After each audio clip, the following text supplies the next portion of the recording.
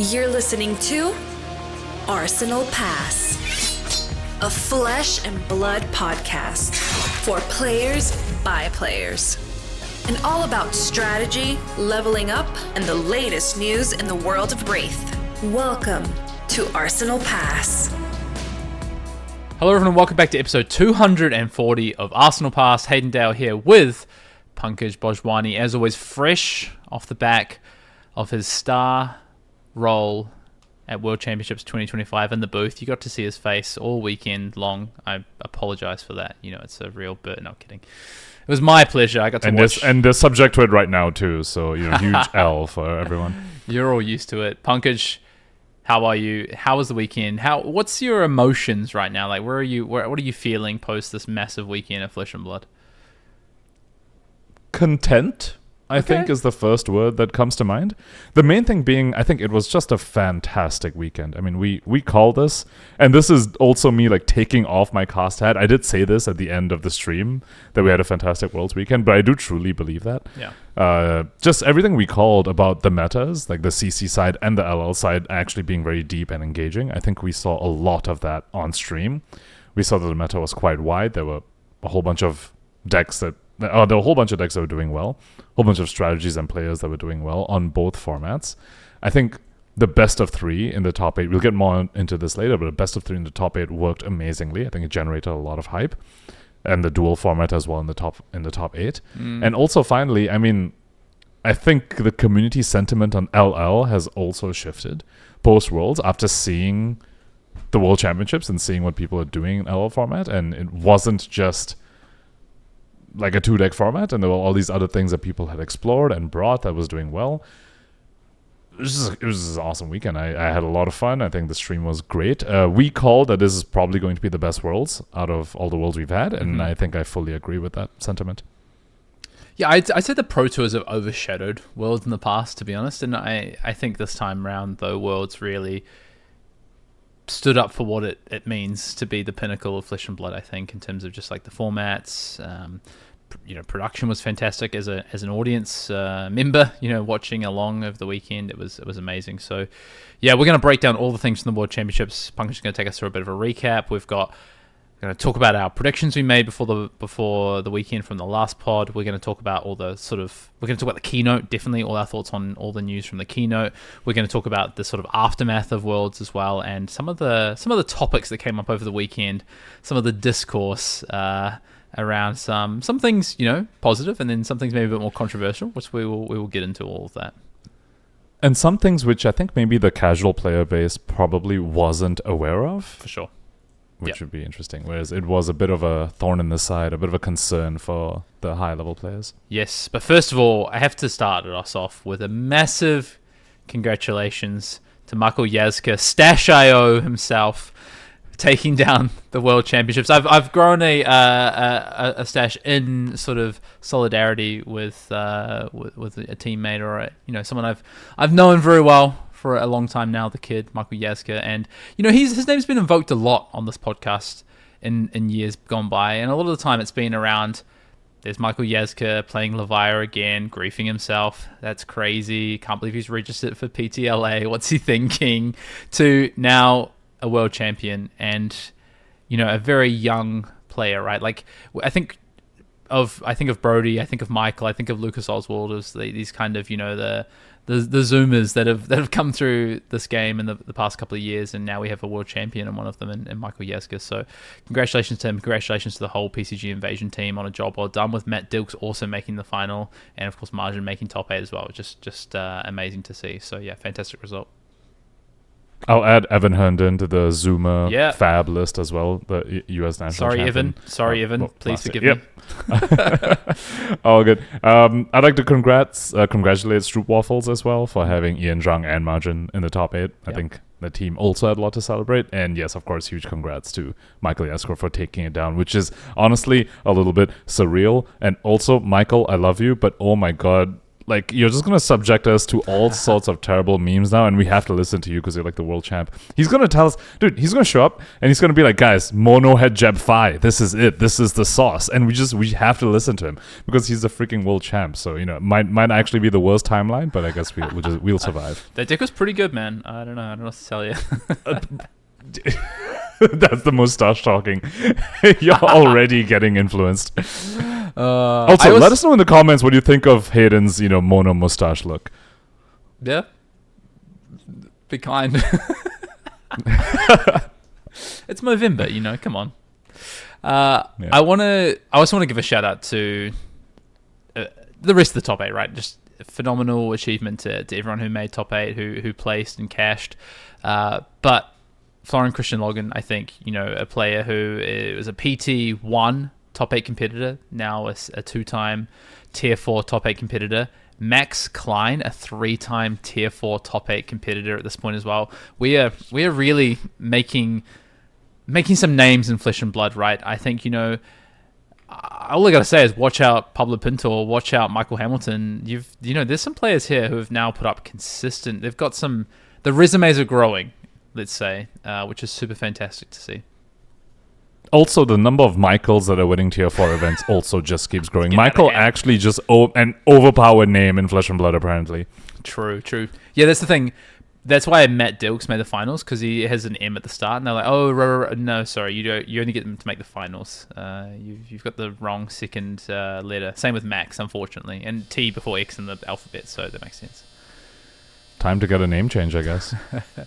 So yeah, congratulations. Also, congratulations to Sunny Yang on winning the calling as well. Often World Championships callings get really overshadowed, but I think it's important to take time and credit our players who win these callings, because you've got the best players in the world in the room on that weekend, and not all of them are making day 2 at World Championships or PTs, or playing day 2 right after potentially being on the bubble. So congratulations to Sunny Yang. I believe, I can't remember the rest of that top 8. I didn't actually see who else was in that top 8, but I think there was a few names in there as well. Yeah, I'm glad you called that out, because I think, to your point, yes, the World Championships typically overshadows the callings, but I think what people might not realize, people who have actually gone out on these weekends and played those events, the calling at these events has like a whole bunch of killers in it, because there's a bunch of really good players who don't make day 2 of Worlds, because Worlds is that competitive, and sometimes favorites doesn't go your way, sometimes you get a whole bunch of bad matchups and things like that, and then they go play the calling and continue slaying over there, so winning the calling at one of these events is definitely quite a feat. So yeah, shout out to Sunny Young for that.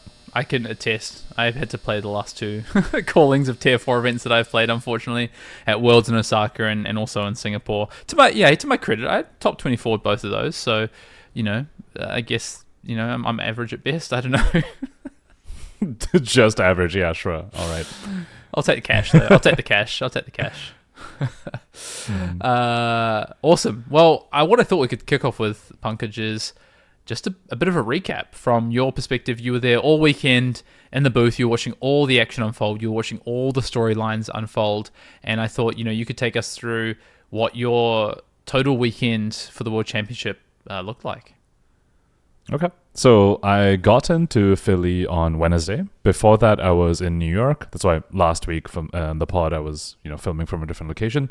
I was in New York, and then I got in Wednesday, and I get in, I reach the hotel, and then Sam's like, all right, we're going to go record New Horizon, which is this new video series that they're doing for every time, we travel around the world for the world tour. We're going to do a little go around the city and check out any interesting landmarks and interesting food, and end it off by playing at an armory.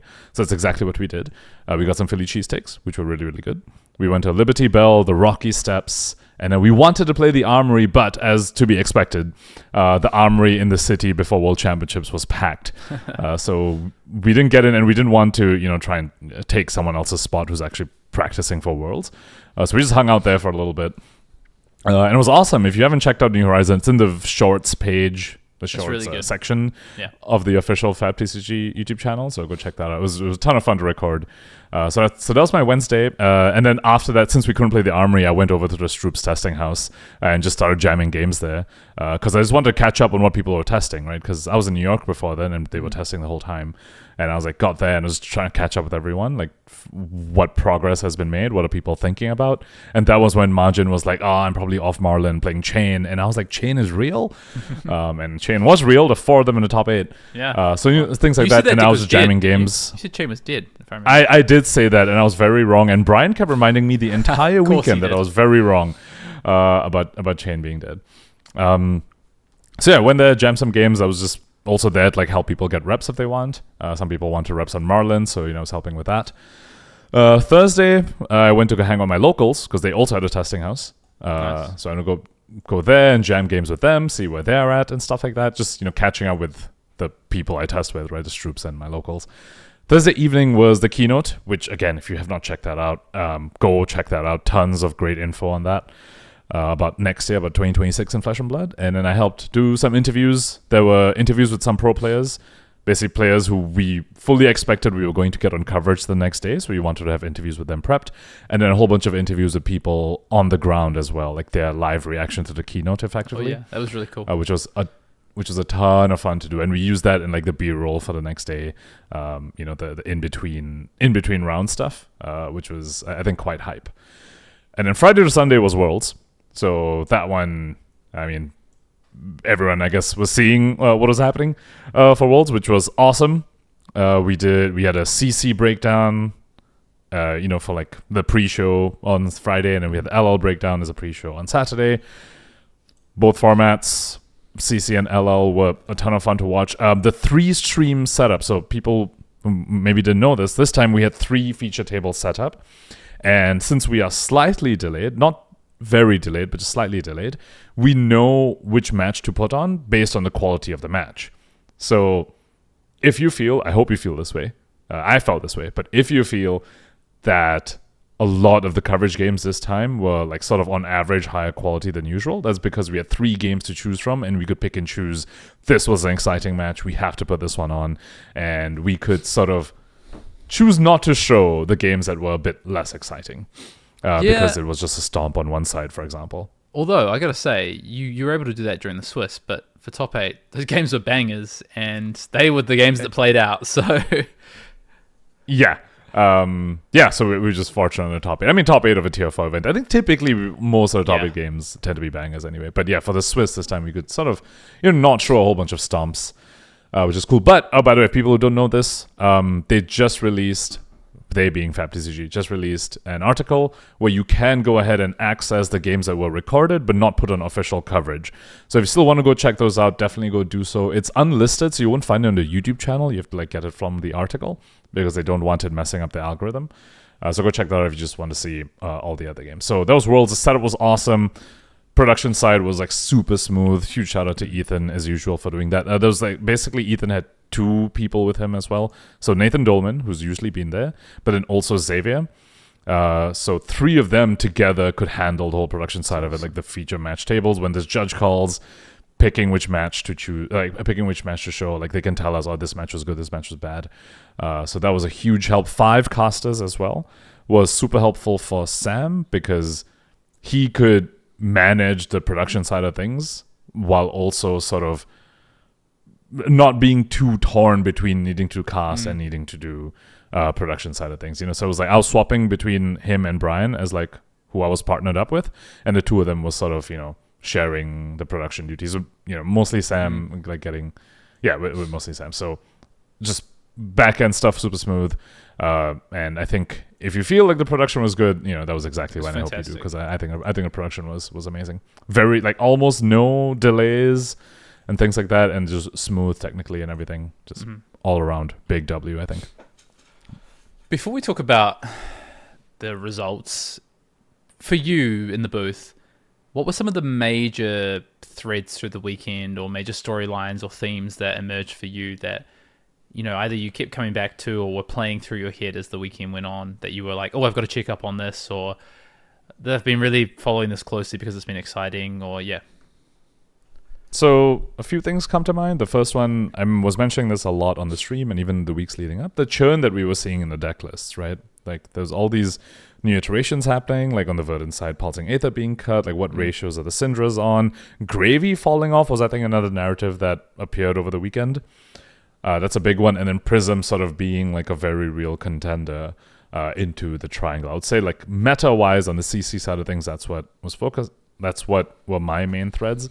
On the LL side of things, I think Chain becoming... I guess I would call it breakout deck because I wasn't expecting it, but a lot of people were very in tune on that, so to them it's just normal. But I think 4 Chains in the top 8, or Chain just having as high of a win rate as he was having, ended up being a little bit of a thread throughout the weekend. The Dash IO Out of War deck, which was, can't really say it was under wraps, but it was definitely not as prominent as I think the strength of it would imply that it should. That's the sort of thing where I think if Worlds was maybe 2 weeks later, then maybe we would have seen more tech against the Dash IO or more awareness of it. Whereas it felt like Marlin was in that position, where if Worlds was like 2 weeks earlier than it happened, Marlin was maybe a bit of a breakout. But by the time we reached Worlds, like people had tech for Marlin, had practice against Marlin. So on LL side, she was a bit weaker. And instead, Dash IO was the one where it's like people weren't fully even aware that his deck existed. And then I think Dromai is also a deck I want to shout out for LL, where, again, as the meta became a little bit more solid, I think Dromai seemed to be a very, very real deck. We didn't get one in the top 8, but I think that the deck was definitely one to be thinking about for the weekend. So that's on the metagame side of things for LL. And overarching stuff, Player of the Year was a massive, massive narrative that we were following. For a long time, Jacob and Brody were just 1 win apart for like day 1 of Swiss and like the first half of day 2 of Swiss as well. So that's something we're watching very closely. Will Jacob catch up to Brody? Will he overtake Brody? Was a big one. And then, of course, the Player of the Year race in the other regions, like Michael Fung and Michael Hamilton were neck and neck. Yeah, all the way until the end. I think in the end it was just Michael Fung who just won one more game than Michael Hamilton, and it was like one of the last few rounds of Swiss on day 2 as well. So that was another thing we was just following and keeping an eye on. So that's on the overarching narrative side of things. Of course, I mean, alongside the standard, who's undefeated after day 1, who's fallen off, who was started undefeated and then didn't do so well later on, things like that. Mm-hmm. What about the story of Canada's dominance? 2 Canadian winners, calling winner and Pro Tour and World's winner out of Canada. Yeah, that definitely came up too as well. I think the past few months have been quite Canada dominant, I want to say, for just in general in Flesh and Blood. And then, 4 Canadians in the top 8 here? So that region's terrifying. So that's all I have to say. Shout out Canada. Yeah, and also top 8, obviously, in the calling, Sonny Yang winning, but also James Warburton as well, who's part of PCG Invasion as well, top 8ing in the calling as well. So, yeah. Big ups all around. Nice. Yeah. Should we... how was it? Do you want to talk about your side of it? Like, what was it like tuning into coverage? Yeah, I mean, I think I kind of said, and you spoke to just before, but the production from my side just continues to get better and better, I think. And as being an audience member purely for this one was fantastic to see.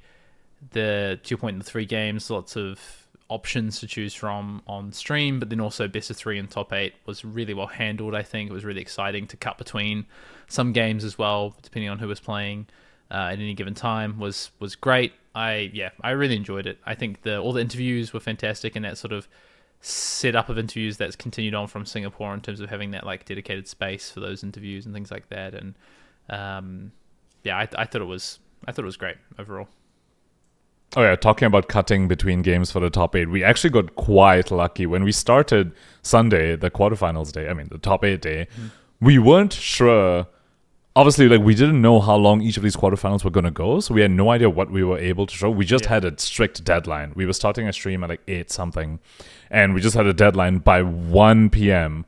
We need to start showing the semifinals. We had to manage, mostly Sam had to manage, okay, who's playing what when, so that we can make sure all the quarterfinals are done. And we sort of had a little bit of a lucky break where so many of the quarterfinals just went to 2 games, and the games were pretty quick. So we managed to move on to semifinals, and we still showed many of the quarterfinals games, whereas we were worried at first that we would have to cut a lot of the quarterfinals games if they go too long. Like the Matthew Dilks Jimmy Demir's Gravy Mirror round 1 actually took quite a while. And we were worried if, a whole bunch of the quarterfinals games like of that length, we'll be quite screwed. But luckily that didn't happen, so that was good. Yep, nice. Okay. Should we talk results from the weekend? And obviously we've given our plaudits and flowers to the winners. In terms of the top 8 from the Pro Tour, we spoke about the players in there, but the hero spread as well, quite interesting to see. Like you said, from a Living Legend standpoint, with the 4 chains, the Marlin that was in there, the Dash.io, Starvo, Viscerai. It was a bit more spread after those 4 chains, right? Which was quite cool to see. No Dromai, like you said, and then from CC, it was the 2. It was really spread, right? And 2 gravies. 2 verdants. No, sorry, just 3 verdants. Sorry, 3 verdants. 2 gravy, a KO, 1 Syndra, Syndra. yeah, and a prism. Mm-hmm. So yeah, still quite spread, I would say. Should we quickly talk players of the year? So Brody, like you said, did get there over Jacob Clements, winning pretty comfortably in the end, with neither of them making top 8. In that event. You spoke about the Michaels, that was a lot more neck and neck. Tommaso in second in Europe, and then Arthur in third. So nothing changed from that perspective in Europe. And then nothing changed standing wise, but definitely shout out Tommaso for making 9th at Worlds as well. Yeah, that's always so painful when you make 9th and you just bubble. 100%. But yeah, I think he's been doing really, really well, and I think it's just a matter of time. Bubbling at tier 4 hurts. It feels so close. And not getting to play on Sunday is, I actually think, sometimes you're like, wow, I was literally 1 round away from getting to play on Sunday, which would have been amazing. APAC. Actually, so while we're talking about 9th, I just have to bring up just congrats to Ian again for actually making top 8 this time, because it's so heartbreaking the number of 9ths he's had. So, we were all just so happy for him that he broke into top 8. Second tier 4 top 8 as well, right? Top 8 in Lille, is that right? Lille. Yeah. Yes. Yeah. And then in APAC, Player of the Year race, Justin Koo ended up winning, right? We knew Justin was up there, but there was so many players fighting for this. Putting Tam managed to hold on to second despite not being able to play at Worlds. And then third was Shure, yeah. So Putting and Shure both weren't there at the World Championships, but yeah, second and third for Player of the Year. Weren't able to be chased down. Awesome. Weren't able to be chased down in the end. Should we get on to the news and talk about the keynote? Because a lot of exciting things happened and were announced at the keynote. And we could talk a little bit more about just kind of the shakeout of the World Championships and some of our predictions and some of the what's to come, I think, and questions we have. But I think let's go sequentially a little bit and talk about the excitement that was the keynote, because a lot of things came out of that. If you haven't already seen it, go check out the keynote. It's very short. I think the team are doing a really great job of keeping these punchy. I remember the first few, they were like an hour plus long, and they were so long. And now they're like 15, 20 minutes, and they're like excitement, they're hype, they're lots of amazing curation of content, effectively like videos, of set spoilers, of trailers, all these sorts of things with really high production value. And of course, the first big announcement was Compendium of Rathe being the next set. And Pankaj, we kind of called it a little bit. We said we felt like it was the prime time for expansion sets to return, or supplemental sets to return. And that's exactly what we're getting with Compendium of Rathe. Talk to me a little bit about your levels of excitement and what it was like being on the ground, hearing about Compendium of Rathe for the first time. Well, I'm super hype about it. I mean, it's supporting both Silver Age and CC as well, and we got more on the Silver Age side of things. Mm-hmm. But I think it's super hype. Also partly because they also announced that Proto Yokohama is going to be CC plus Silver Age, which actually, I'm going to turn this question around back on you as the limited enthusiast of the pod. What are your thoughts on the next PT, again, not having limited? I'm okay with it. I think I said this, I think it was last week or the week before, I think, hey, speaking of our predictions, we said we'd be very surprised if a PT in the first half of next year, so if maybe not PT1, right, but PT2 would have Silver Age involved with it, right? Turns out it's going to be straight away. So it was PT1, not PT2. But we said, Silver Age is going to have a big part to play in the first half of next year, and that's exactly what's going to happen. I think, Brian really got ahead of that in the keynote in terms of, for those that love limited out there, for the likes of myself, we are going to get limited. It sounds like we're going to get limited for the World Championships, right? With the set that comes after in the middle of the year. So I think it's, I'm okay with it. I think Silver Age is actually really exciting. I think the fact that Compendium of Rathe is a set that is designed in part for, in a big way for Silver Age. We've already seen some of those cards that were shown to us on the day as well. I think it's exciting. I had some reservations about the double constructor format after probably the first World Championships, maybe burning me a little bit, or burning a lot of people, not just me, a little bit. And I don't think this has been fantastic the way. In the end, I think it played out really well in terms of what happened with Living Legend, but I don't think it's not been perfect by any stretch of the imagination. But I think Silver Age is really well set up for success, and I'm excited to get in there and brew and be in Yokohama for that. So I'm okay with it. I'm excited to play some Limited next year. Don't get me wrong. I really want to play Limited Flesh and Blood, but I'm also excited for Silver Age as well. Yeah. Compendium of Rathe looks pretty cool. I think the trailer was definitely quite confusing at first. Everyone was like, wait, I know that person. Wait, I know that person. And it's like, wait, I've recognized like 8 or 10 people so far. What is this? How can you have so many of these classes and talents in it? And it turns out it's expansion sled once again, which I'm a big fan of. I did enjoy the expansion slots, the expansion sets. Like maybe not like Dust Till Dawn very much, but I don't think that's a very hot take. But yeah, the expansion slots that came before them were pretty cool. Let's talk about Silver Age for a little bit. Overarching thoughts on Silver Age? You mentioned a little bit just now that you are excited to start brewing, but I guess maybe in the context of we just had LL, which was a format that they were trying to make competitive, and we know how that went, at least in the beginning stages. We spoke about growing pains and teething issues a lot for that. What are your thoughts on Silver Age as a competitive format? Much more, I'm feeling a lot better.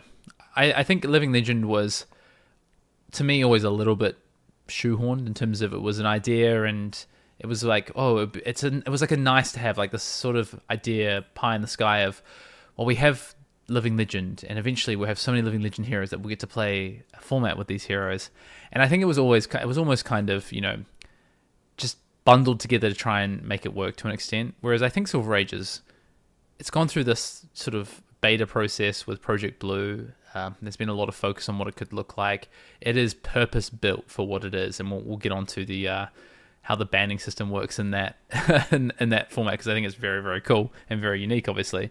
But I think my expectations are a lot higher for this, and I feel a lot better about it than Living Legend. I think it's super interesting that now that sentiment is shifting on the LL format, where people are more excited about this.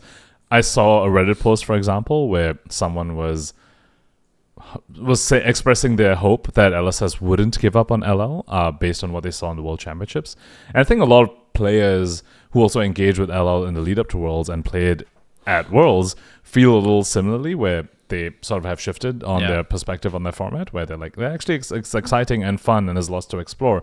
So it's interesting that it's at this juncture that we are in a sense abandoning LL as a premier format, moving on to Silver Age right after community sentiment has shifted from negative to positive, and it bringing up this whole new thing. That being said, though, I think I'm fully with you and I agree with you. I have more hope for Silver Age easily reaching the point where, now community sentiment is positive in L. I think Silver Age will get there a lot quicker. Perhaps it's already there, and I think it'll remain there. Like when LL was announced for Worlds, I believe my term was I'm apprehensive. But for Silver Age, I'm straight up optimistic for a couple of reasons. One, well, the two main reasons why LL was apprehensive to me was there was no clear churn within the format, because new product is not supporting LL, because new product would have to be broken for it to support LL properly.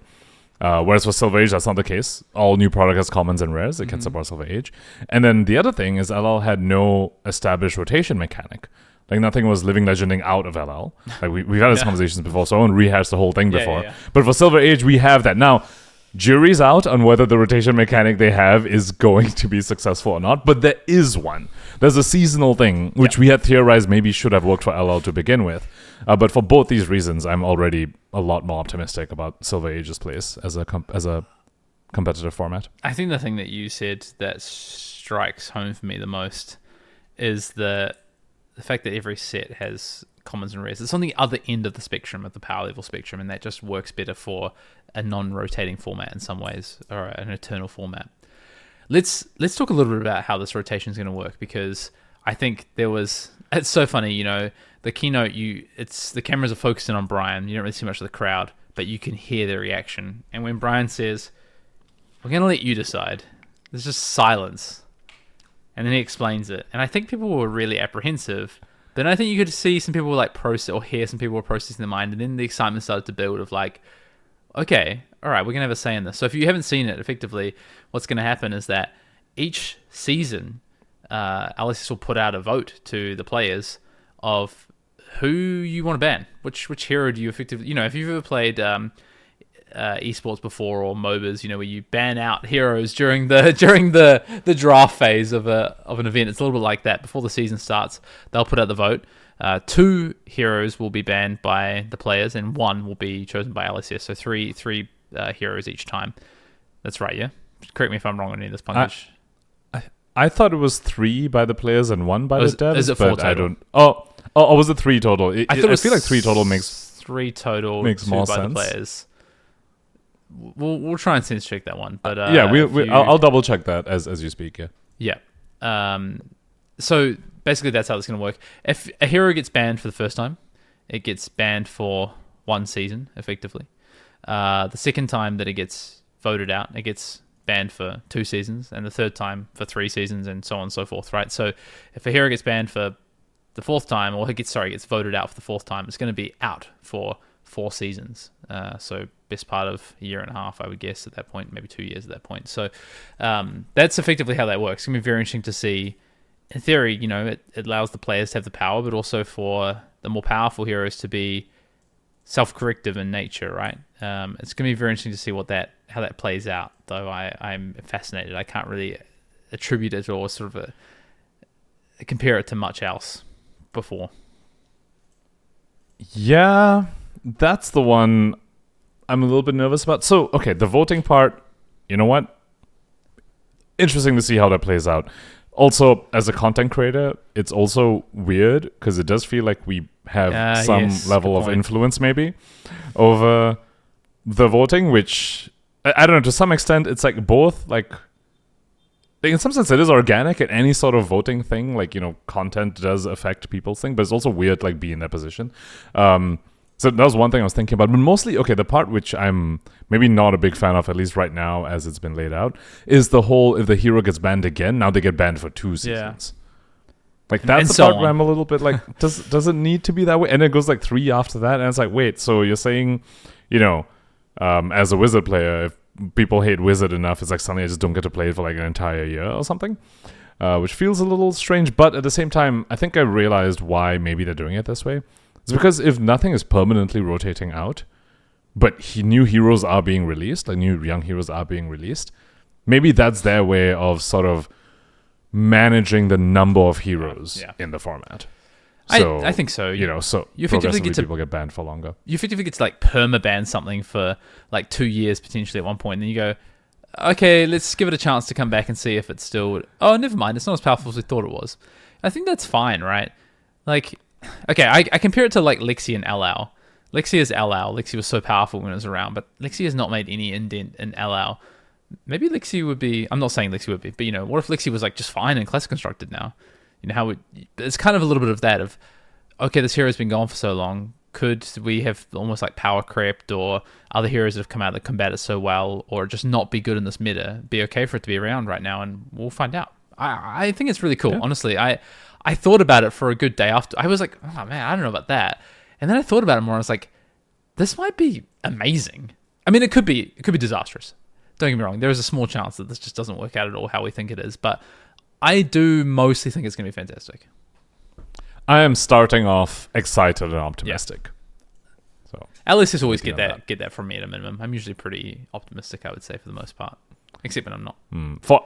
For LL, I wasn't. I straight up wasn't. I'm apprehensive about this. Yeah.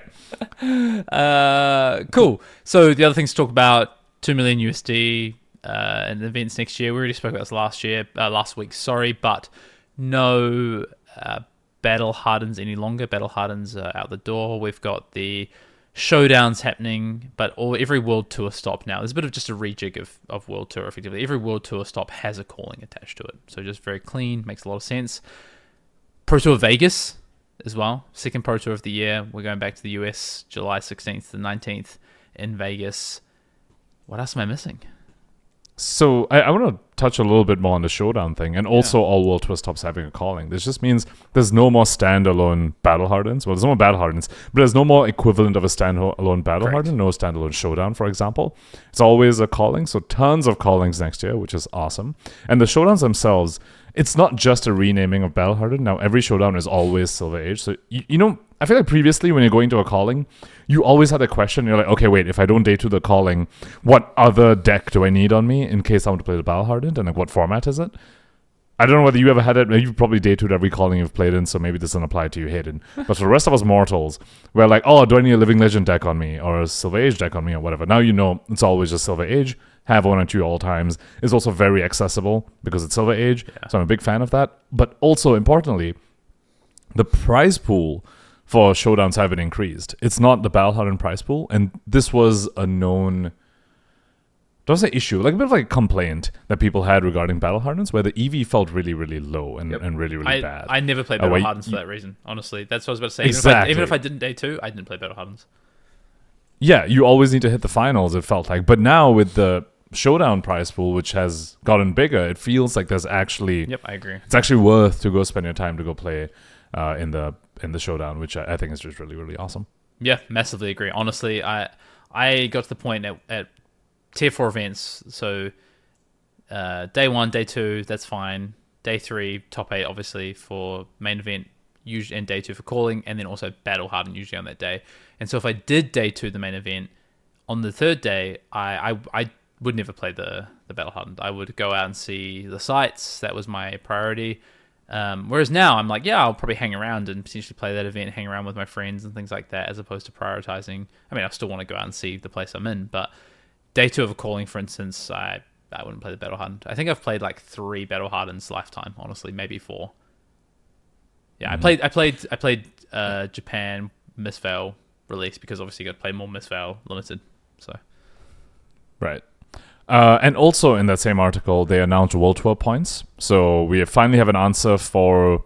They hinted at this earlier that they're going to move away from ELO as an invite, as like additional invites for Tier 4s. Then there'll be World Tour points, which is points you rack up throughout a season.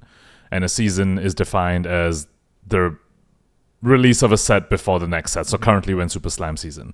When Compendium of Rathe comes out, we'll be in Compendium of Rathe season until the next set. And you rack up points across 3 seasons, and then the highest 50 get invited to the next Pro Tour. So for Pro Tour Yokohama, for example, it would be Super Slam. What was this set before Super Slam? High Seas? Yeah, it was High Seas and Hunted. Yeah. Wait, no.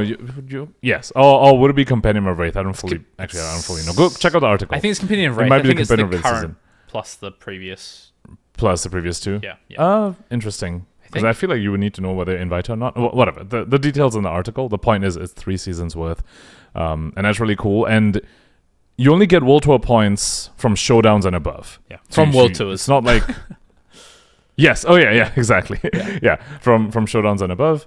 So... make your way out to those. And I thought there was something else I wanted to say about this whole ELO thing. But I think it's cool. What are y'all? Oh, yes. Depending on the region of the Pro Tour or the Tier 4 event, there's an additional number of invites for that region. So, for example, there's 25 more invites for the APAC region for World Tour Yokohama. I think that's really cool. And will be the case for the future ones. To help I'm a fan. Support that region and get more players from that region going. I think that's support hometown talent, right? Last thing I want to highlight before we talk, I guess, last couple of things on releases and things like that, is there's already World Tour stops confirmed to start the year, including, of course, callings, because every World Tour stop has a calling now. Akihabara to start in January 9th, Columbus, January 16th, so 2 in January, 1 in Japan, 1 in the US. Then we go to Montreal in late February, Toulouse in France in March, and then we're back to Australia, Brisbane, in middle of March. Nice. Shanghai, and then Shinjuku. So Shanghai, our first calling in China. Very exciting. And That is awesome. that is just... and then it goes to Shinjuku, and then Shinjuku is the weekend before Pro Tour in Las Vegas, which is very cool as well. Hmm. Are you going to make it out to Brisbane? It's 100%. It's like an hour flight from me, so I'll definitely be there. We also have confirmed our last ever skirmish blitz season, which is going to be November 29th to December 14th, so that's starting next week. Road to Nationals we already knew about is Jan 3rd to Feb 1st is going to be all CC, but ProQuest for Las Vegas, which starts February 21st and runs till March 22nd, is split in half.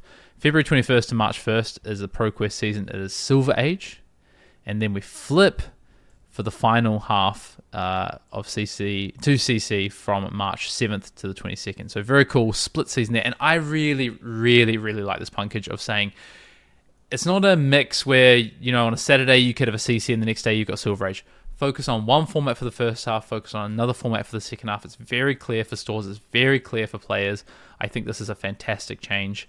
And then we go to Skirmish Season 14, which will be Silver Age, April 25th to May 17th. I really like that from a testing standpoint in particular, because I don't know if you felt this in your I like it from a testing team as podcasting well, but standpoint. I like it selfishly for us. True. That helps a lot too. But also, like from a testing standpoint, you know, a lot of these teams are spread out. Like they have players from all over the world, like many different regions. And even if you're in the same region, you might be living in a different city, right? So like a bunch of these US players, for example, are part of teams, but they're all over the country. So during testing, it would be like, wait, I have an LL ProQuest this weekend, and someone else on the team's like, I have a CC ProQuest this weekend. And so then you find other people to test with, or just a smaller subset of people within the team rather than everyone getting to test together. So having this clear segregation of a ProQuest this weekend, this means it's Silver Age. Have a ProQuest next weekend, this means it's CC, is very helpful from a testing front as well. And yeah, you're right, from a content creation point as well. Yep, selfishly. So yeah, that's everything that's happening there. And this split is reflective of Pro Tour Yokohama having Silver Age and CC both. I have a question for you. Yes. People were speculating this, not speculating. People were maybe hoping for this, and I feel like it's caught on to me as well, and I want to hear your opinion. What do you think of Silver Age at Pro Tour for the Swiss rounds being best of 3?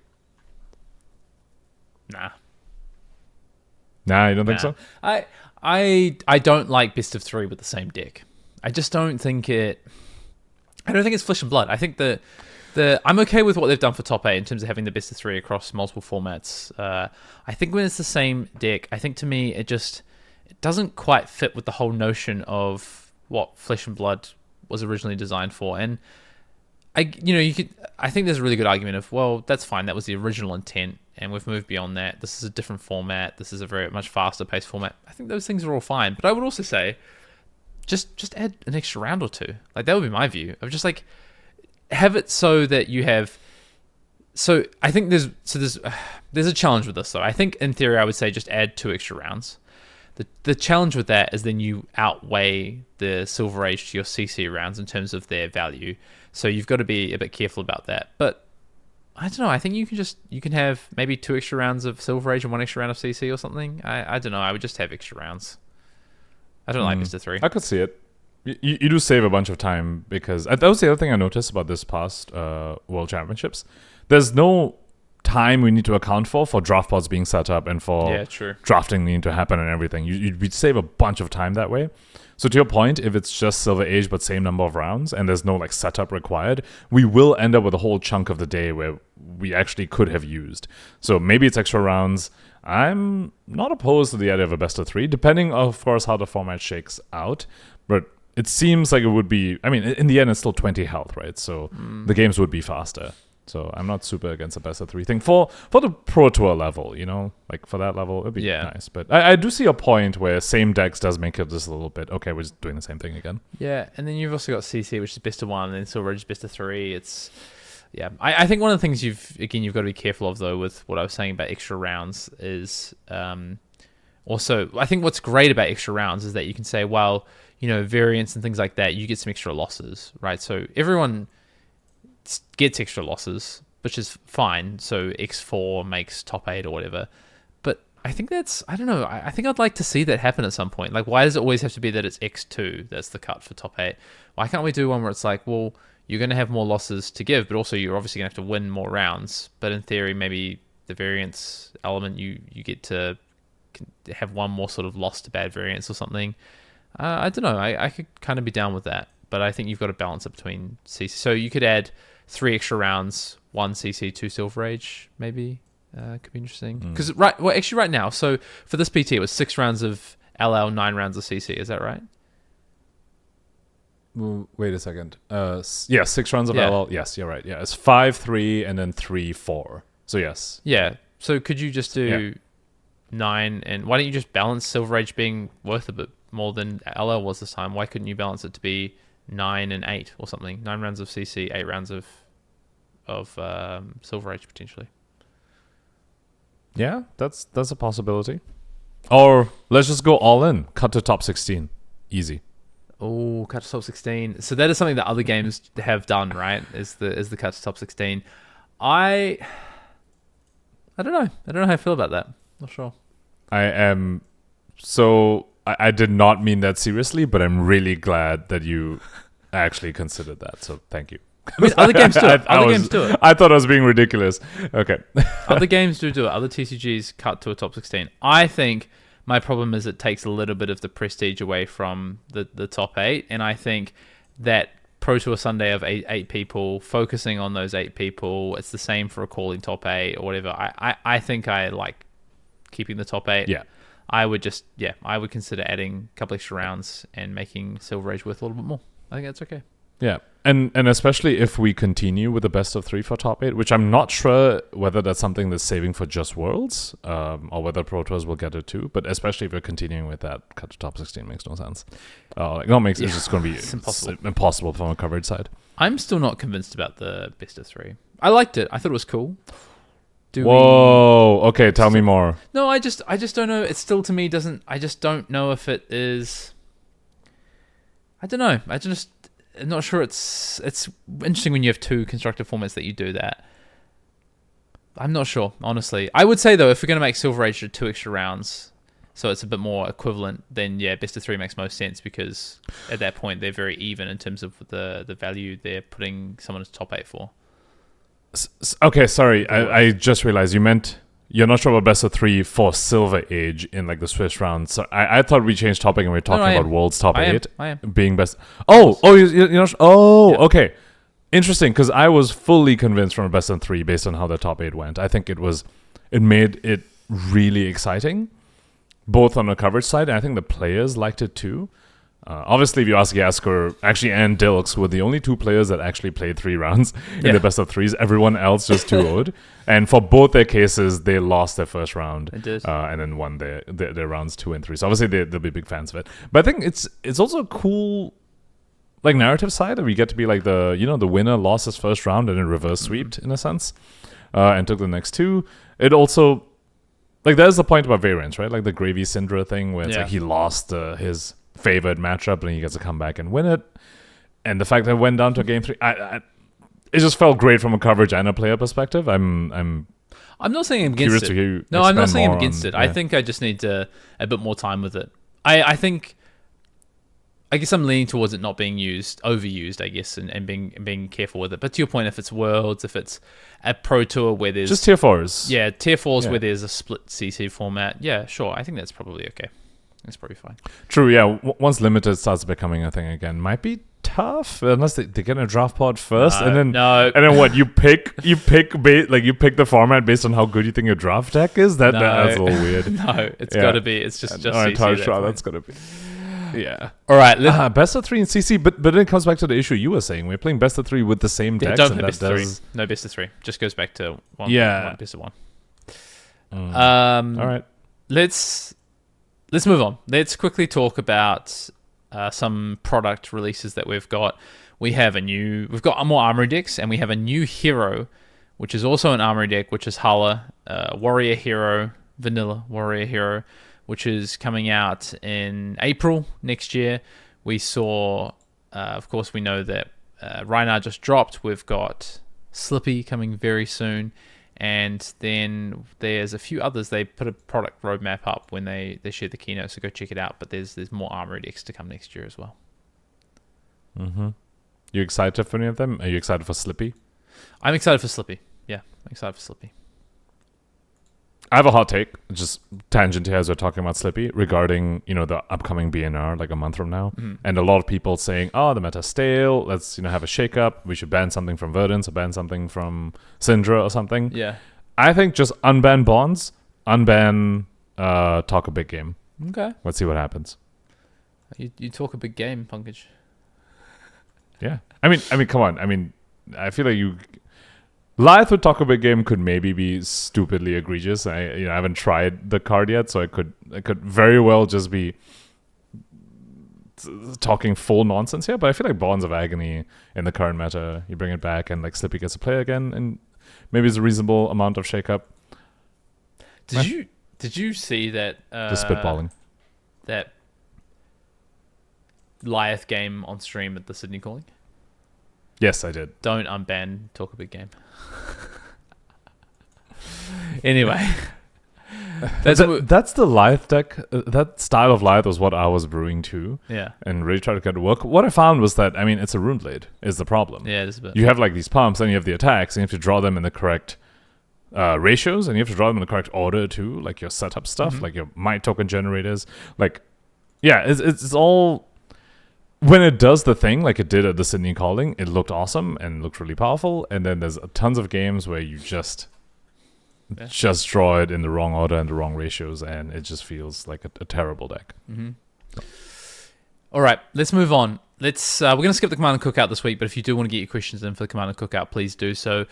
You can do that in a multitude of ways. You can, as always, drop a comment below here on the YouTube video if you're an audio listener, perhaps on Spotify. Spotify comments is also open for your questions as well.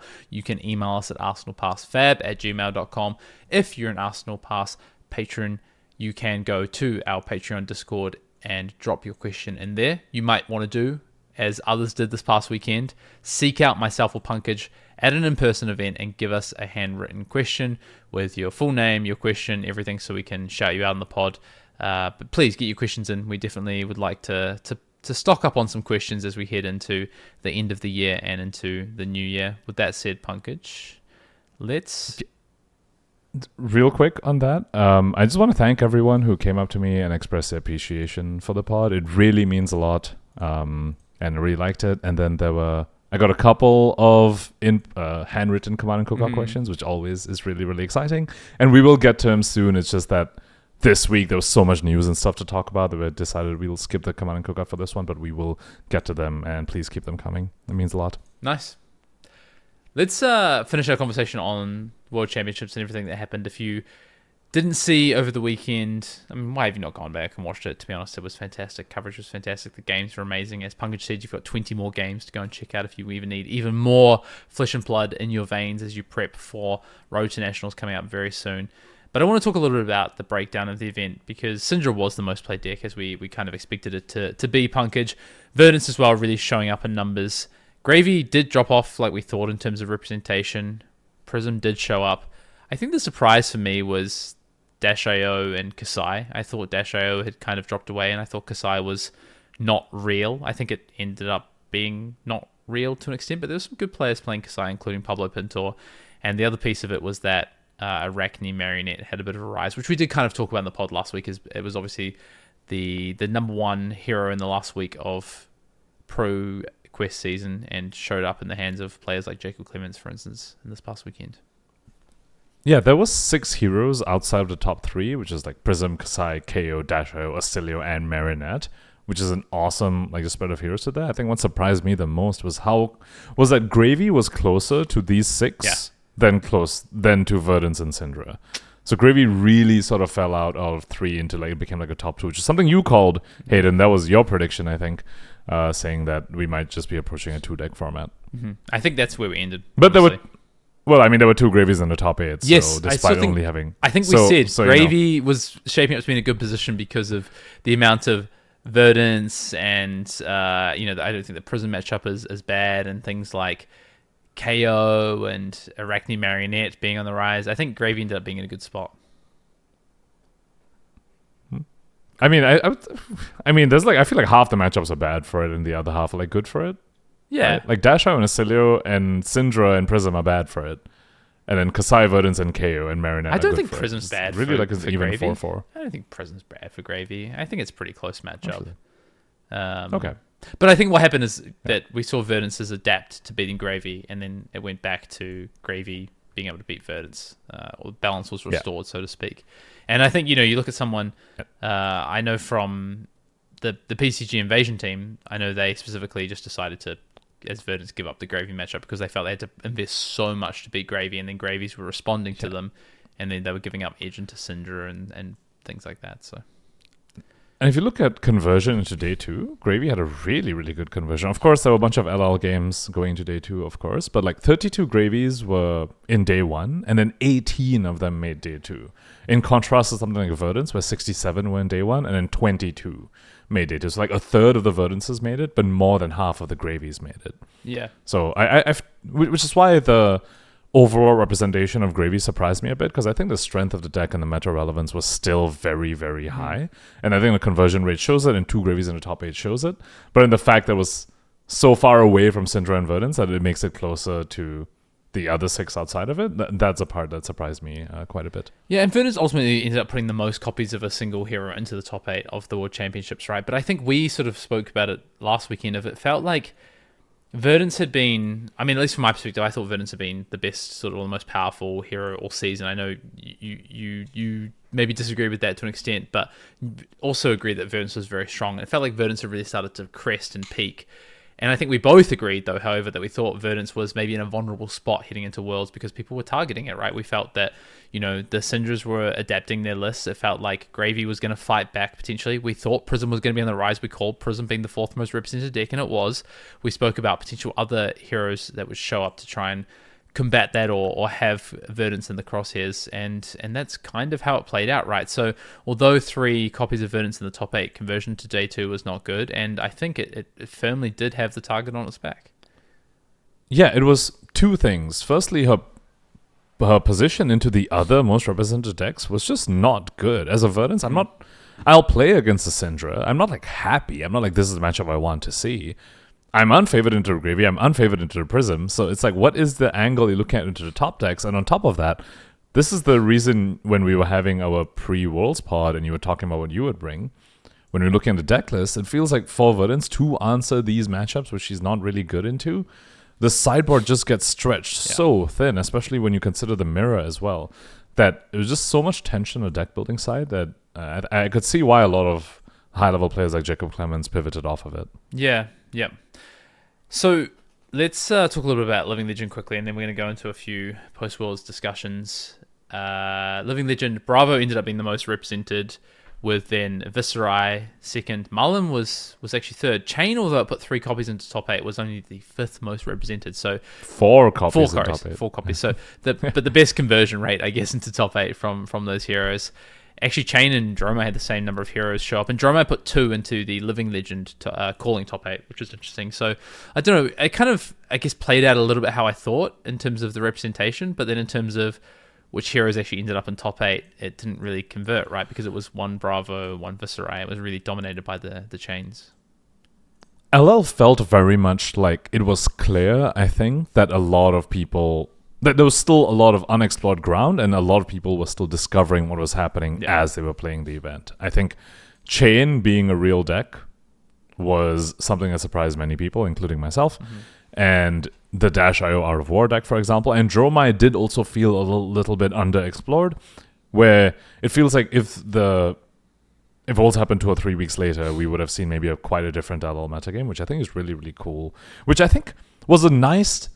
Honestly, I think I like it this way. It was a nice foil to the classic constructed side, where it felt like, at least on the hero side of things, it was very solved to some extent, where people know who the players are. But of course, decklist had a lot of churn, which I think was interesting.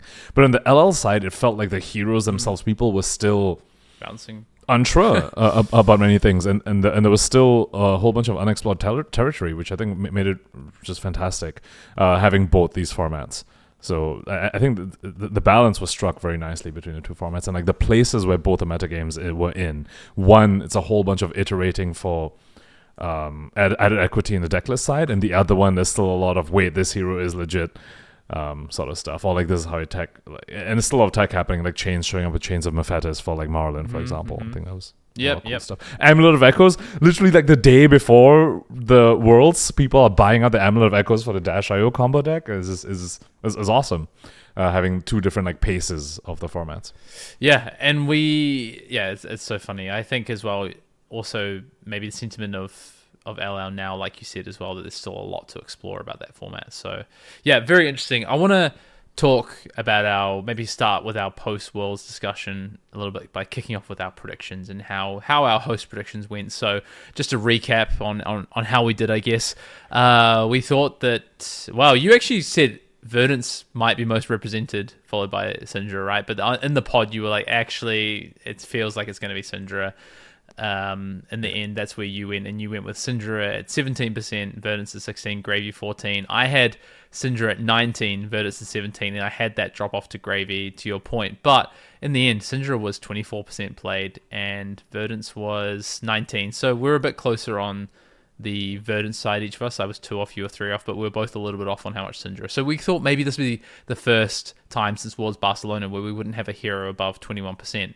And in fact, we did still have that, but it was at 24%, which, I think really aligns to the fact that this did become a bit of a 2-deck format to an extent.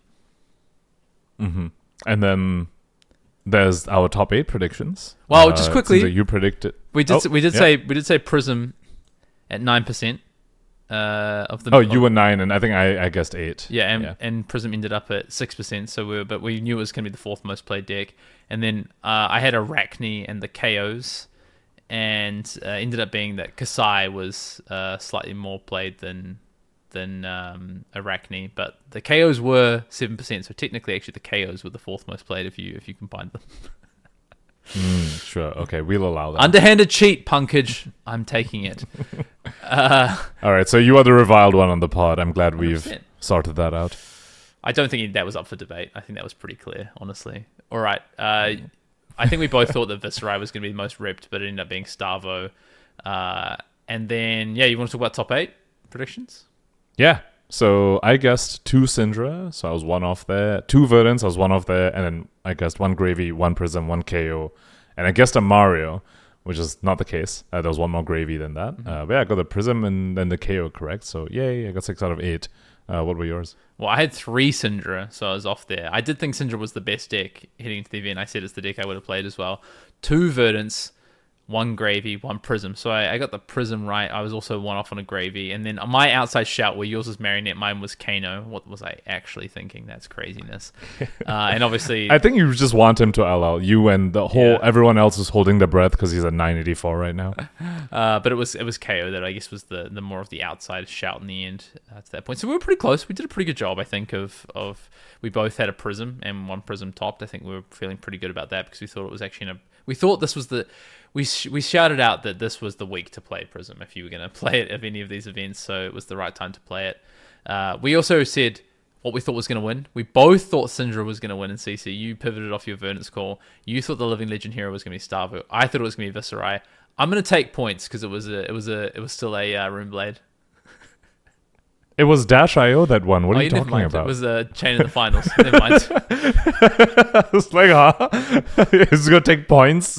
Okay. Well, we both get points. You definitely are the underhanded cheat. See, that's why you're the reviled one. We both get points. Just like, Viserai and Dash.io is the same, right? Yeah, okay, I'll take points. Makes sense, right? So we both got the CC hero right, but we were a bit off on our Living Legend hero.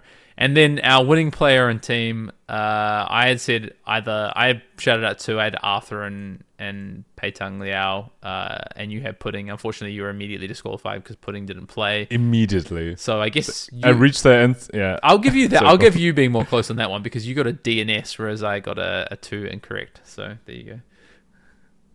A D and a what? Yeah, it did not start. Oh, sure. Yeah, I see. Yeah. Yeah, I reached there, and then someone told me I Pudding couldn't make it because of visa issues, and I was so bummed. Yeah. But he still got 2nd player of the year, so, congrats to him on that. Mm-hmm. But it would have been nice to see him there. We've covered a few of the things that we want to talk about in terms of Silver Age and Best of 3 a little bit, but one thing I really wanted to talk about was a bit of a narrative, a bit of something that unfolded around the World Championships, which is, we know that Flesh and Blood, I'm going to throw to you in a minute, Pankaj, to explain exactly the situation, but I'm going to set us up for it. In terms of, we know that as Flesh and Blood has developed, as Talishar has become more of a thing, as LSS have also dumped all of the deck lists after each event, that big data has become more of a thing in Flesh and Blood. And I want to invoke my good friend Brendan Patrick, because he's spoken a lot about data in Flesh and Blood, and at times the lack of data, but then also the ability to at points later in his career to access data and what that's meant, and especially large amounts of data that from our start drove a lot of our testing in the early days, what data we could get access to. We're now in a world where data is readily available between Talishar and between LSS data dumping or dumping these deck lists. And that has led us to a point where I think this World Championship was the most data informed. And there's one big part of that, which is a little website called Fab Blazing, to an extent. No? You want to correct me on that? No, yeah, go on. Okay. No, it's correct, yeah. And I guess Fab Blazing has come into play over the last few events. Post-Singapore, we sort of shouted them out, and we were taking some of our metadata and matchup data, and we've referenced it in terms of matchup percentages and win percentages and things like that in the past, because of the data it takes from Talishar, but also from IRL events, because of the fact that LSS have been publishing the standings every round and the pairings and all those sorts of things. But I'm going to throw to you now, Pankaj, because in the lead up to this event, something else was happening when it came to data that wasn't just matchup related. Yeah, so I think for context, I think something that might have been missed. By the way, huge shout out to Fab Blazing. I think they're an amazing service, and it's an awesome thing that people have access to. I think when it comes to IRL events, when it comes to data that it's basically scraping and putting together from standings, effectively, like Calling Sydney's happening, and it can look through just the standings page and do all the matchups and present it to you in a way that is more, that is just palatable, better displayed. I think that's just, you're just presenting data that everyone has access to and presenting it in a different way. It's awesome. And I think that is an amazing service, and it's awesome, and it's great. I think something that was happening in the weeks leading up to Worlds was that it was scraping data from Talishar games, from sort of people's internal testing, and for a while there wasn't a way to turn it off. I think eventually there was a way where you can actually set your data to, you can put a setting on Talishar to say you don't want your data to be released anywhere. But for a while that wasn't, and also even after that setting was implemented, for a while it wasn't like working fully correctly. Like we noticed the data was still showing up, even though we had clicked the setting. Maybe something to do with like refreshing the page or something like that, reset the setting. It was some weird stuff going. And then to your point about, aside from just matchup win percentages, it was able to scrape full deck lists or full like cards that were showing up in these matchups. And that presented a very weird part of the testing process where we were like, oh, because the data is being scraped from Talishar, we had sometimes we're like, let's just play on TTS instead, or let's not play this in testing, or if we play this in testing, let's exactly, we will determine, oh, Marlon won this matchup, but we don't want people to know about the decks, so we concede and give her like a worse win rate or something. But I think overall, I think the overarching point here is just that there was, in a sense, a little bit of a, I'm not sure if breach is too harsh of a term here, so please correct me if you think it's too harsh of a term, Hayden, but it almost felt almost like a breach of like personal like data in that sense, like personal testing data, especially when it came to deck lists, which I think a lot of people were uncomfortable with. But what was your perspective on it? Like, what did you hear about it? So I think it's important to note that effectively what was able to be taken from this is that you could see win rates of individual cards. So you could see like what versions of decks were doing well with particular cards, and like, oh, that I think that potentially leads to, just quick, better, because there's transparency of data, you can solve quicker potential what the best deck list or what the best configuration of things are, or what cards you should be playing, for instance. I personally would disagree with the notion of like, and I know you said maybe it's a harsh, like maybe not quite the right word, but sort of like breach of personal testing data in a sense. What I would say to me is that in any other game where an online platform was being used, that data is readily available because it's an online platform that is being used by players. I think if you I don't want to like get on my high horse and say, well, if you want to avoid that, play with paper cards, because it's just not an option, right? For a vast majority of people to be able to test that way. So I don't want to just say like that's the answer. I do think that there is it's cool that there's a bit of an advantage of testing like unknown stuff in paper. To me, that is kind of cool, but maybe I'm just romanticizing that idea, and it's not really practical to be doing that. So I don't know. I don't necessarily think it's not like a breach of people's data, because I think that people are playing on a platform and putting that out there.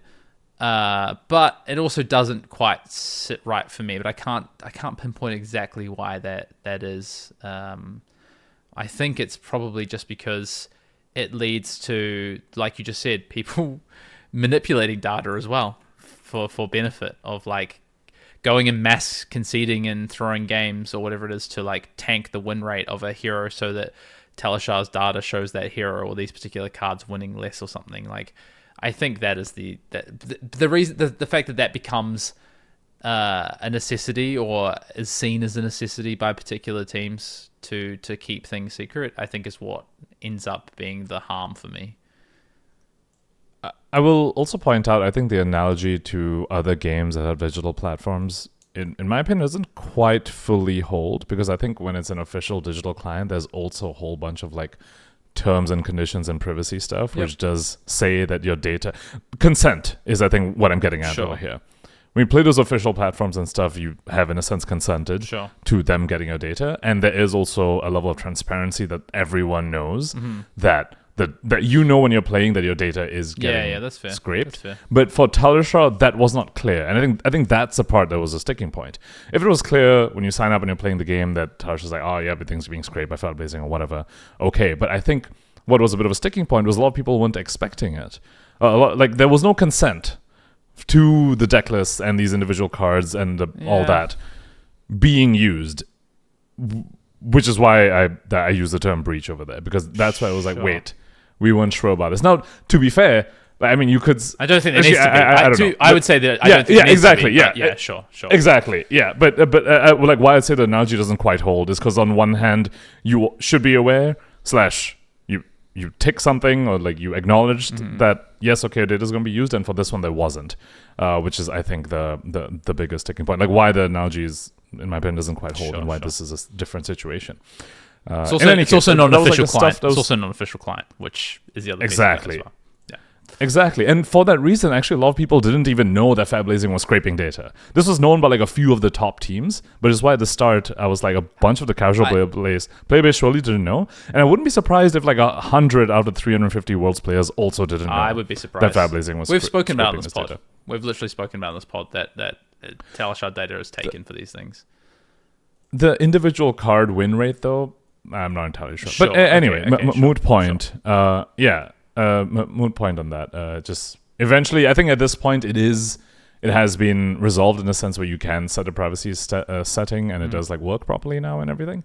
But there was definitely a bit of a sticking point in the weeks leading up to the World Championships. Yeah, I think the big one was this -IO deck being a known quantity because of that, right? Because of like the fact it was like Art of War showing up in -IO, people like on like Fyendal data, right? It's like, okay, something's going on here, and then multiple people worked it out, right? And so multiple teams had this deck for the PT effectively, which I actually think is really cool, honestly. Like, I know the way it plays out, and had maybe Michael not won, or whatever, maybe that my friends would feel differently. I actually haven't spoken to see how they feel about it, honestly. I'm not too sure. But I think, to me, it's kind of cool that it was like, oh, this thing where like, and people have found out about it. And I don't know, to me, it's just kind of cool. I don't know. I like a bit of like story about like a hot deck or like a out of the box deck or something that's a little bit like in the shadows coming out at a PT. And, I thought that was kind of going to be Marlin, but that kind of came out a couple of weeks before. And in the end, it ended up being like -IO and Chain. I think that's cool. So my counterpoint would be that I think it would have been cooler if that team, like say PCG, which I think it did start. I don't know. I actually don't know. I'm not sure. I actually don't know. Okay. Suppose, for argument's sake, it was PCG. I think it would be cooler if all of PCG showed up on this -IO deck and everyone this was their first time seeing it, rather than some people know about the whole data thing and like where to get the data and where to look at. Oh, it looks like this deck's doing well in like some other people's internal testing. Let's try and scrape it together and like piece together what was happening.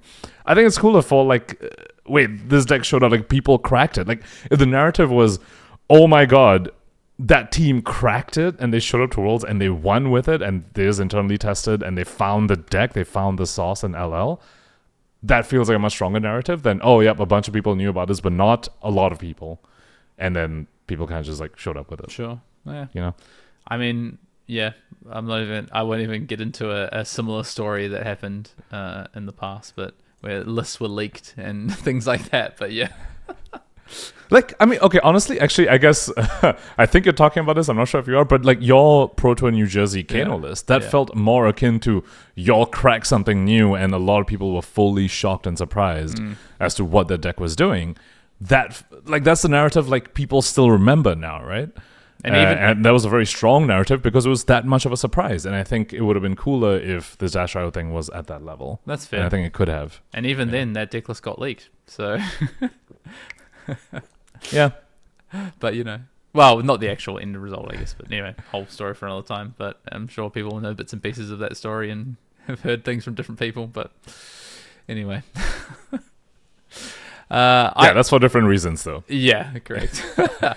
I think it's interesting. But yeah, that was kind of all I wanted to say about it. I just thought it was a bit of an interesting narrative that was happening around Worlds, is that there was this kind of big data conversation and what happens next. I agree with you. I think palatable, digestible data is fantastic, and LSS have made a decision to put paper information out there. So it's cool that there's a site that's taking that and translating it so that everyone gets equal access to that information in terms of the way it's presented, as opposed to having to build something to be able to see it or whatever.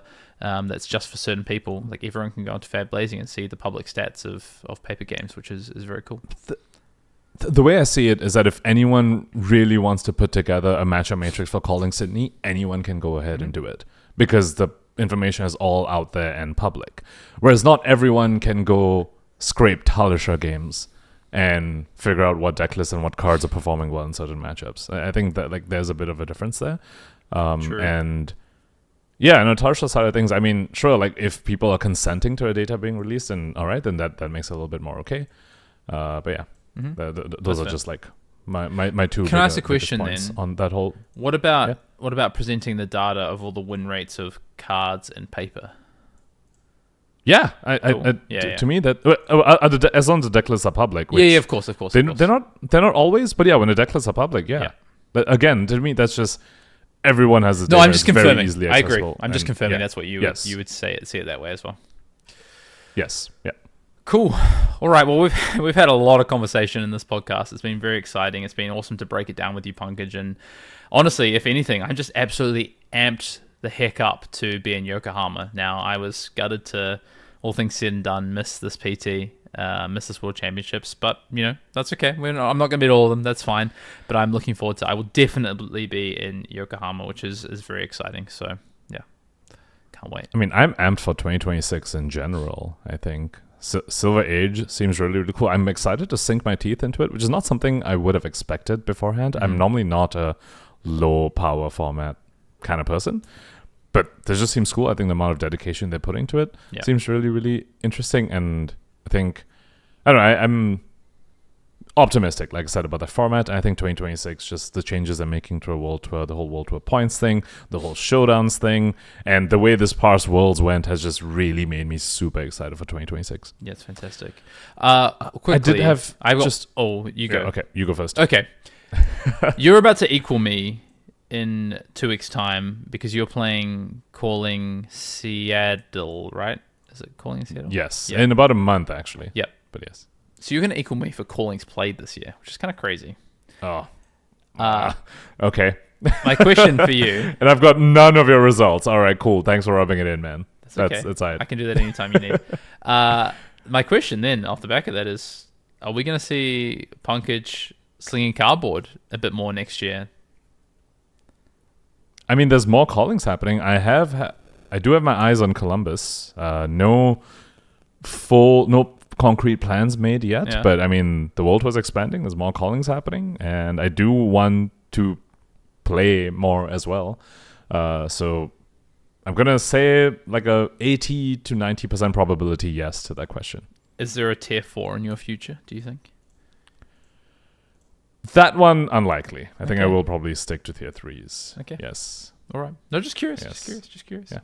Gotta give the fans what they want. I'm just asking on behalf of the fans, and I'm sure they would want to know. We'll talk more about it in our wrap up pods for the year in terms of our plan. We always talk at the end of the year our plans for next year, so we can both talk about our plans for next year. But for now, know that Pankaj is going to be at tier 3s and playing some tier 3s, and I'll be in Yokohama. That's all you get for now. Yeah, I mean, maybe Icelander is super fun and cracked in Silver Age, and then I'm like, screw it, I'm going to play Yokohama instead. We'll have to see where that goes. Speaking of our wrap-up pods, yes, that's what I wanted to put out to our viewers and listeners. We are approaching, kind of like the off-season for Flesh and Blood, the end of November, like post-Worlds, basically, December. We have a few pod ideas already, like what we did last year, which is like top 5 or top 10 favorite cards released that year, and top 5 like most hated, and things like that. A bunch of retrospectives on the new systems that have come out this year. Can't wait for Pankaj's 5 gravy cards. Retrospective on the years, on the year and the new systems that have come out and stuff. So we have a few pods lined up this way. But if you have any ideas for like fun end of the year, end of the World Tour season, sort of pod ideas, please put them in the comments. Conqueror of the High Seas is kind of also a Marlin card, so it probably won't be there. But anyway, put your pod ideas in the comments, because this time of the year is always a little bit when you sort of scramble to find pod ideas. So if you have something you want us to talk about, let us know. Scuba. Yeah, no, 100%. Please do. We'd love to hear what you would like us to talk about to end the year. Any, I think we got some really good feedback on our Decklist Evolution podcast that we did recently, and the reasons for picking particular cards. And something that I massively enjoyed in the earlier days of Arsenal Pass was doing more level up pods and things like that. And I think we've definitely done a lot less of that this year. I think there's just been so many seasons this year. There's been so much current Flesh and Blood sort of news, for lack of a better term, to talk about each and every week, right? So I think next year and to end this year, we'd love to do a bit more of the more strategic content as well, not just the tactical stuff. So we'll get into that. Yeah, I tried that. I mean, I don't say I tried that as if it's like fully done, but there was a replay analysis thing which I started. Did that for actually like quite a few episodes. Yeah, about half the year. The past couple of months. Yeah. So yeah, if you really like that, also let us know. I found the reviews a little bit mixed on that, and definitely as we approach like this season, like now off season, it feels like the value of content like that is maybe on the downswing. But if you like that and you want it to come back for next year, definitely let us know. The one thing I would love to do is I'd love to do more gameplay in some way, shape, or form, and gameplay that is value add in terms of like talking through a particular matchup. So analysis is great in some ways, but I think when you can talk through the matchup and also get to watch a high production game, I think could be quite cool. So we might have to think about how we do that, because there is more gameplay content out there, which is fantastic, right? Shout out to Fleet 3 Floating, obviously. Ethan Van Sant is putting out some content on his channel as well, in terms of gameplay and things like that. But I think there is still a spot for high level gameplay with analysis attached to it. So yeah, maybe we should look at like a webcam setup or something. We've done it in the past. We could potentially do it. Mm-hmm. All right, that is episode 240 of Arsenal Pass. Stash.io wins Worlds. Congratulations again to Michael Jaszczur. Shout out to the teams that did so well this past weekend. And yeah, we're approaching the end of the year, as Pankaj says. We've got still a lot to cover over these next couple of weeks. Looking forward to doing so. But, we're kind of wrapping up the year, which is crazy. It's the last tier 4 of the year. What a year of Flesh and Blood it's been. We'll recap all those things. So until next time on the podcast, this has been episode 240 of Arsenal Pass, and we'll see you next week.